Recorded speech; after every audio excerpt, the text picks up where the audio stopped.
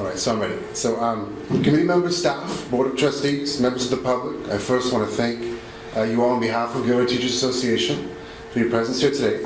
I'd first like to start off this presentation by conveying our sincere respect and admiration for the great American institution of local school boards.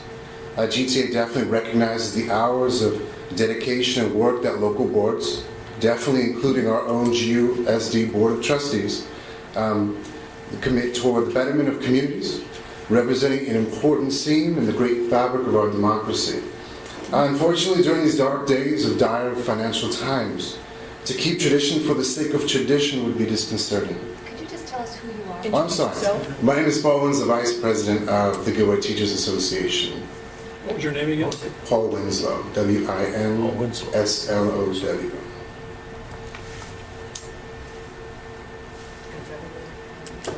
Ready? Yes. All right, thank you. So, to keep tradition for the sake of tradition for us would be very disconcerting. One must re-examine past practices, current practices, and future practices to see if they not only apply, but if they warrant continuance. Interesting enough, this is not the first time that a community member of Gilroy has brought the idea of bringing school board costs down and questioning the rationale behind the current size of a Gilroyan school board. In 1964, Gilroy, as many school districts, was approached by this very committee with the idea of unification, a method by which Gilroy would consolidate central and rural districts as a cost savings method, as well as a revenue enhancement in the state of California. Interesting enough, the original board members of Gilroy Union High School District recommended, voted, and passed a resolution for a 5-member board, recognizing that 7-member board was, quote, not in line with the population. The request was denied by this committee, not due to rationale, but to an unfortunate late filing of the board's resolution. These are the two documents that we pulled from the Museum of Gilroy. The Committee of School District Organization instituted a previously recommended 7-member board, which consisted of 4 members from the town and 3 members from elected specifically from the rural areas of Rucker and San Isidro, the 2 districts that were being consolidated into this new Gilroy Unified School District. The fact is that the creation of a 7-member board for GUSD in 1965 was not the originally adopted recommendation by the previous members of the board, and the rationale behind the 7-member board was a method of giving additional representation to the rural areas of Gilroy, which vehemently opposed unification. 2001, the GUSD Board of Trustees removed this political rationale of the additional board seats by passing Resolution 0001-15, and this was the official abolishment of trustee areas, stating that this current formula of requiring 3 board members elected from rural districts of Rucker and San Isidro, quote, creates an unequal representation for both citizens and students, and hampered the community's efforts to, quote, create one at-large district. Hence, in 2001, the GUSD School Board officially eliminated the original rationale for the establishment of a 7-member board. Aside from the historical justification of this petition, the original questioning of GTA school board compensation size really came about from a June 2009 Santa Clara County grand jury report on school board and superintendent compensation titled, "Who Really Benefits from Education Dollars?" GTA formally discussed the report among GTA members in the GTA Executive Board and negotiating team. GTA Executive Board re-examined the studies and findings on January 20th of 2010, and the GTA Representative Council decided to place this idea of reducing the GUSD School Board as one of many suggestions to the superintendent for cost savings. On January 25th, 2010, GUSD Superintendent Dr. Deborah Flores sent a communication to all staff on suggestions from all staff members on cost savings measures, so GTA again put this forward. So upon examination, it was brought to our attention that the 7-member size of the GUSD Board of Trustees represented an expenditure that was definitely not in line with districts of similar size, composition, and design. These are all the unified districts that you're seeing in Santa Clara County. So looking at all of the unified school districts, GTA discovered that the GUSD Board had the highest total compensation that you can see from this slide. This represents Gilroy High School right here, or Gilroy Unified right here.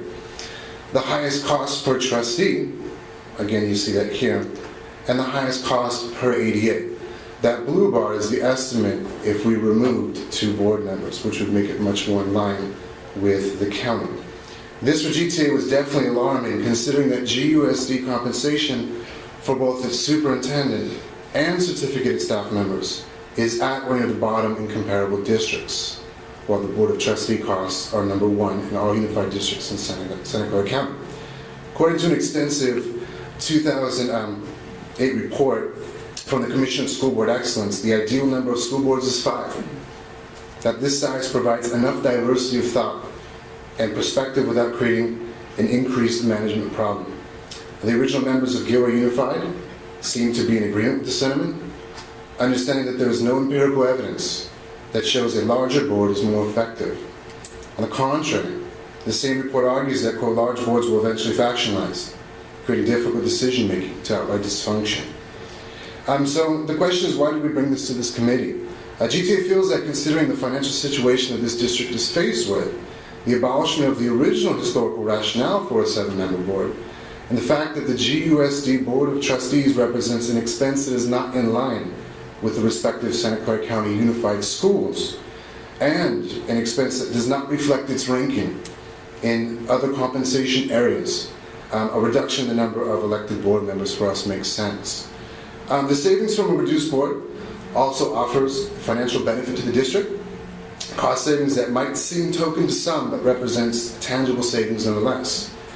A single year of savings of the $33,000 that we estimate to save, and this is coming from the 2008-2000 actuals from the state of California, represents 66 LCD projectors for Gilroy High School, 35 computers for Glenview, over 6,000 independent reading novels for struggling readers of South Valley, even a paraprofessional for additional assistance in the classroom in Aruba.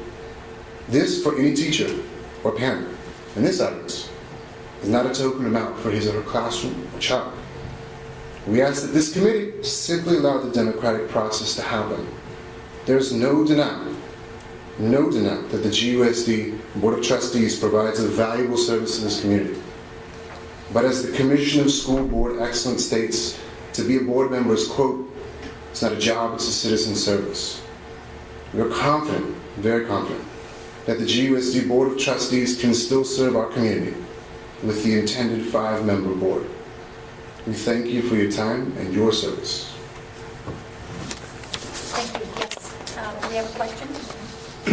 Well, what is the source of your data in terms of cost comparisons? The California Department of Education actuals from Ed Data from the state of California, Sacramento. So those actuals are produced to the state, and we got those from the California Department of Ed. Got it. Oops. Yeah. Okay, one more question. Is the compensation, are you talking about payment for board attendance plus benefits? Is that what it's? We are talking about the Ed Code guaranteed stipend and the additional health and welfare benefits. Health and welfare benefits. Do all the trustees take them? No, they don't. In fact, some have publicly stated that they do not take them, as well as some actually donate the stipend that they do get back to the district. So this represents not the maximum cost that the board could possibly take. How many students are in the whole district? About 11,000.